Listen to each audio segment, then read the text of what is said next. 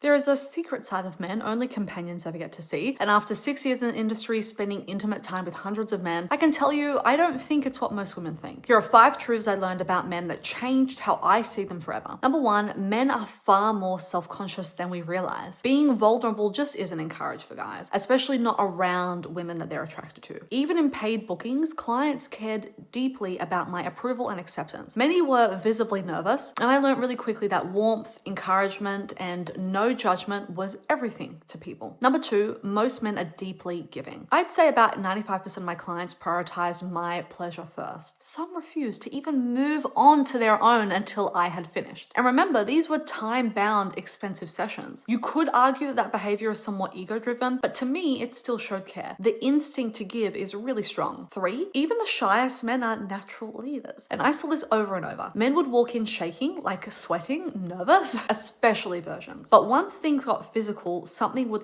switch. That testosterone would kick in and the body would lead. It was beautiful to watch, and those men were going to be a-okay. Number 4, men are more consent aware than people think. Now, in today's world, consent is a huge topic, but what surprised me was how often men waited for a clear signal. Even in a paid booking where we'd already agreed what was going to happen. They rarely made the first move unless I gave them some kind of invitation, whether that be verbal or physical. And it's why I now always tell fellow workers, if you want to create ease, you need to instigate touch yourself and early, because men often won't touch unless they know it's wanted. And number 5, men are hunters, but they want to be wanted too. Yes, men love the chase, I think we know that, but what I came to learn is how much they crave mutual desire. One of the most powerful things I could do to get a man to book, spend money, a lot of money, and keep coming back was to build tension before we ever met. Not just logistics, but messages like, I can't stop thinking about you. My body is aching for you. And then matching with photos that made that clear. Made it clear that they're the only one I want tonight. It made the pursuit intoxicating. And once that fire was lit, it became single-minded. I just needed to let them know that it was mutual. Now, men, I think, often get a bad rap, that they're cold, driven by ego, sexually inappropriate, but that is not what I saw. I saw men who were nervous, tender, giving, deeply respectful, and just really craving connection. And while there were exceptions, of course, there's going to be in both genders, this softer, more emotionally attuned side of men is real. You just have to know how to see it.